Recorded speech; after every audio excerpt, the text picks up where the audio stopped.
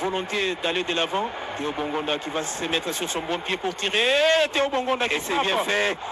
C'est bien fait, c'est dans le but. Théo Bongonda qui s'est mis dans de bonnes conditions et sur son pied gauche pour armer cette frappe et surprendre le portier des Faucons avec Sebi, on le disait, qui arrive dans ces temps additionnels. Vumpa, Katompa, Silas, mais également des Boucheries qui sont là, qui ont changé des minutes, qui jouent énormément, lui, depuis le début de la saison. On pensait tous et on l'attendait bien au départ de ces matchs. Et Sébastien Desabre a vu juste, il avait déjà resté en conférence de presse d'avant-match. Boucheries, c'est bel et bien dans son 11 de départ. Et pour preuve, il est là ce soir pour ces matchs ô combien importants qui va opposer donc les hommes de Sébastien Desabre et Nicolas Dupuis qui est passé par nous de l'Espagne de cette équipe qui d'abord place à l'hymne national.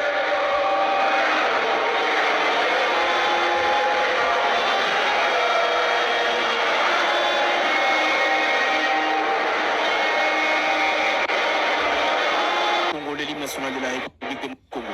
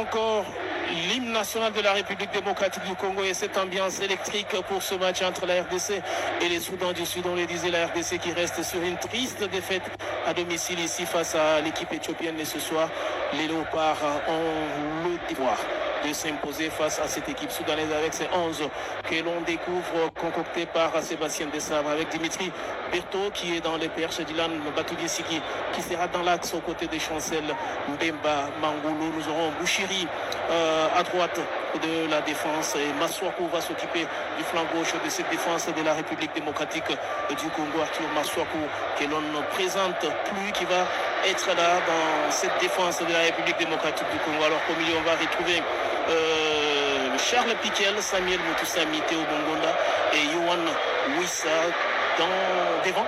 Honora Silas Katompa aux côtés de Simon Banza, préféré à Fiston Kalalamaele et même à Cédric Bakambu. Cédric qui a les vents en poupe avec le Bétis de Séville, mais qui ce soir à l'entrée de la surface de réparation, pratiquement vous disiez. Mais je disais que dans la composition des Sabres nous a mis un schéma de 4-3-3, mais quand on remarque l'animation offensive, on est pratiquement passé à 4-4-2 parce que Silas joue pratiquement comme un milieu offensif et non pas comme un attaquant comme on l'aurait souhaité. Et c'est Bongonda plutôt qui est en avant-centre avec Banza. Je crois que c'est ce qui rend peut-être aussi cette attaque assez lourde parce qu'il fallait qu'il y ait beaucoup de mouvements dans les axes. Qui est beaucoup de mouvements. Voilà, bien tenté par Massakou malheureusement. Belle sortie du gardien soudanais. On a dit que ce gardien, il a de l'expérience aussi. C'est un jeune gardien mais très prometteur. Il est assez bon parce que là, il fait encore sortir son grand jeu. Donc je disais que cette attaque congolaise peine justement parce qu'elle joue en 2 attaquants de pointe.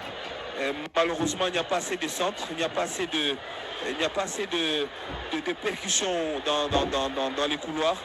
Donc ça fait que base à peine quand même, voilà.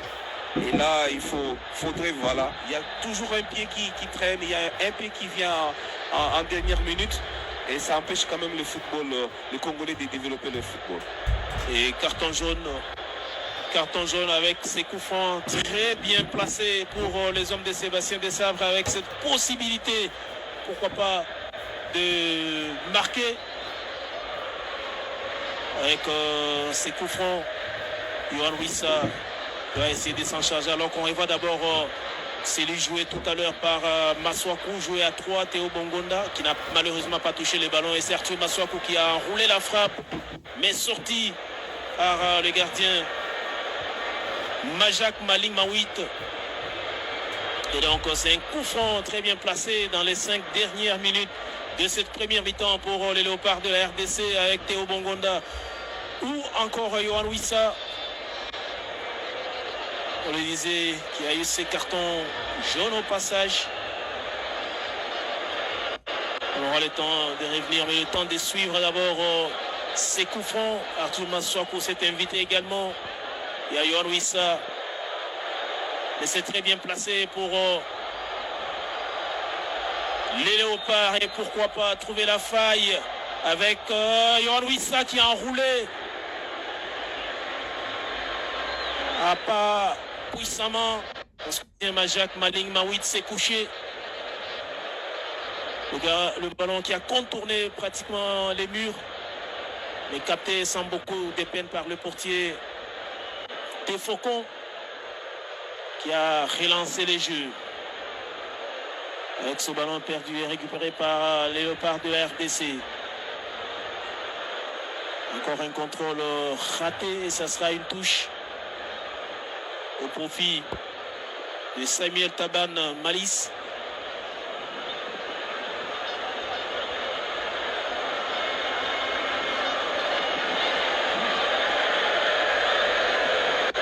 RDC, on les disait,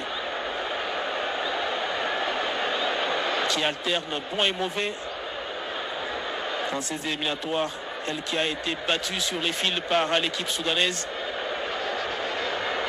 1-0 avec un CSC de Joris KMB pratiquement, qui avait marqué contre son camp, qui avait trompé son gardien début. Ces éliminatoires. RDC qui reste sur une victoire 1-0 face aux éperviers du Togo. Alors que le Soudan du Sud a copieusement été battu à domicile par le Soudan. 3-0 lors de la 4e journée.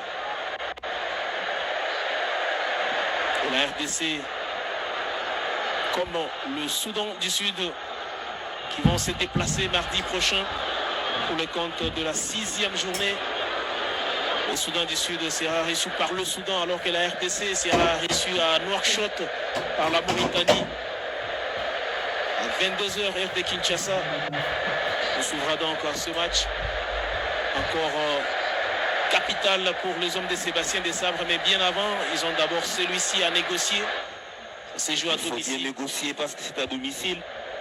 Il faut vraiment bien négocier ce match parce que gagner 3 points dans ces mini-tournois, ça ferait vraiment beaucoup de bien à cette équipe nationale. On le disait, la RDC peut égaler le Soudan en cas d'une victoire, mais en cas de nul, comme c'est le cas actuellement, la RDC se contentera tout simplement d'un point et rejoindra donc l'équipe sénégalaise avec 8 points. Mais attention, les 2 premiers vont se retrouver demain à 20h, 19h temps universel, pour ces chocs entre le Soudan et le Sénégal. Duel des mieux classés alors dans ces groupes du Congo, alors que l'autre match verra la Mauritanie, futur adversaire de la RDC, être reçu par les éperviers du Togo à Lomé. On n'en est pas encore là.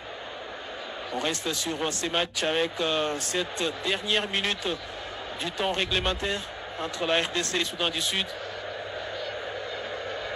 Un match qui pour l'instant ne tourne pas l'avantage des Congolais venus très nombreux du rythme, avec beaucoup de pertes des ballons, avec beaucoup de ballons lancés comme ça offensivement, alors qu'il y a possibilité de bien négocier avec le ballon comme Simon Banza. Et là, ça joue pratiquement à l'arrêt. On ne sent pas cette volonté d'aller de l'avant. Théo Bongonda qui va se mettre sur son bon pied pour tirer. Théo Bongonda qui c'est bien fait. C'est bien fait, c'est dans le but. Théo Bongonda qui s'est mis dans de bonnes conditions et sur son pied gauche pour armer cette frappe et surprendre le portier des Faucons avec ses buts, on le disait, qui arrive dans ces temps additionnels. 3 minutes sur les 5 auront suffi pour voir les Congolais ouvrir le score dans ces matchs. Pratiquement au moment où personne ne s'y attendait. On parlait donc de ces faux rythmes imposés à la République démocratique du Congo et surtout ces jeux au ralentissement des Congolais. Et là, c'est donc une surprise pratiquement parce que même nous, dans ces commentaires, on a été surpris. Et au Bongonda qui cherchait à se mettre sur son bon pied, il est rentré avec ses crochets intérieurs. Il en a profité au moment où on s'attendait encore à un contrôle de plus, mais Théo Bongonda a surpris plus d'un. On répond encore au moment où il était pratiquement gêné. Et Théo Bongonda est arrivé à lâcher ses missiles, surprenant même les gardiens de but. Le ballon. Et c'est donc une touche alors qu'on est déjà dans le dernier quart d'heure de ces matchs. La République démocratique du Congo et les Soudan du Sud. Est-ce une stratégie pour Sébastien Desabre de gérer Cédric Bakambu quand on sait que la RDC aura un match assez difficile du côté de Nouakchott mardi contre la Mauritanie? Un terrain qui en son temps avait été hostile à Cédric. On se souviendra du carton rouge. Et Cédric Bakambu justement qui va faire son entrée. On le disait tantôt. Ça sera un remplacement de Simon Banza qui s'est battu mais qui n'a pas été très impactant dans les jeux. Il s'est battu au même titre que Silas Katompa. Mais c'est un autre compère en attaque, Théo Bongonda, qui a trouvé le chemin défilé alors que Cédric Bakambu est rentré sous cette ovation ici au stade des Martyrs. Un retour des Bakagol, heureusement. Et heureusement pour les Congolais qui a eu d'abord ces ralentissements de jeu côté soudanais parce qu'ils étaient pratiquement à 2 contre 2, voire à 2 contre 1 sur cette action. Et ils avaient la possibilité de battre les gardiens. Mais dommage pour les Faucons de Gédiane qui a eu ses retours gagnants de la défense de la République démocratique du Congo pour empêcher donc ces buts. Et là, ça sent la fatigue avec Arthur Maswaku qui se tient les genoux. Ils ont tout donné. On est dans la dernière minute du temps réglementaire de ce match avec la RTC qui est en train d'assurer un service minimum et contrôle de la main de Yohan Wissa. Rattrapé, on attend connaître le temps additionnel de cette deuxième mi-temps. Il y en a eu 5 en première mi-temps et là on joue les dernières secondes. Il y en aura peut-être 5 ou 6 avec les blessures et les remplacements. Attention sur cette action et cette montée. Une belle couverture des Bouchiri. Mais il y avait hors-jeu au passage. Exactement. C'est vraiment un costaud. Il est très solide. Mais là, il doit avoir eu un problème. Il doit avoir eu un problème à la dernière action. Alors que là, on revoit encore la tête du capitaine Chancel sorti pratiquement sur la ligne par les gardiens sud-soudanais. Ah là, il a fait preuve. Il a mis à profit sa grande taille. Majak Maling, au moment où il y a Bouchiri qui s'est fait très mal sur cette intervention. Son intervention de tout à l'heure. Bouchiri qui sont à Rocky. Donc là, les gardiens, Majak Maling également. Reçoit des soins, on le disait, blessé depuis la première mi-temps. Mais il est resté concentré. Il est resté concentré sur le match. Et là, c'est une blessure qui risque de faire très mal à cette équipe de la République démocratique du Congo. Ah, il a fini très mal sa course dans ses panneaux publicitaires. Ah, il s'est fait pratiquement seul mal. On espère bien que Rocky Bouchiri va retrouver ses coéquipiers qui sont obligés d'évoluer en infériorité numérique pour l'instant. Alors qu'on y est déjà dans ces 5 minutes signalées de temps additionnel. On est dans la deuxième. Et la RDC qui tient toujours cette victoire ô combien importante dans la course. Dans cette course à la qualification pour la prochaine Coupe du Monde. La RDC revient donc à la hauteur de l'équipe soudanaise avec 10 points. Et seulement un goal différence de plus 3 alors que les Soudans en a 6 comme goal différence. La RDC qui avait perdu face au Soudan et qui, peu importe le goal différence, sera toujours derrière l'équipe soudanaise en raison de goal différence particulier. La RDC sera toujours derrière, mais attention à Diangana. Grady qui va tenter, non, qui va bénéficier tout de même d'une sortie de balle d'un corner parce qu'il a tenté une mission possible dans cette marmaille des jambes sud-soudanaises. Il a été repris et c'est donc un corner pour la RDC. Un corner qui s'ajoute à d'autres qui n'ont pas été productifs. Et là, apparemment, on a l'impression que le Sud-Soudan est fier d'avoir perdu ce match par ce faible score. Ils ne sont pas vraiment pressés. On ne les sent pas vraiment très engagés. Ils ont fait peut-être ce qu'ils savaient faire devant une équipe aussi expérimentée que la RDC, mais qui a quand même déçu. Globalement, c'était un match moyen, très moyen. On n'a pas vu des actions d'éclat, on n'a pas vu une bonne animation collective.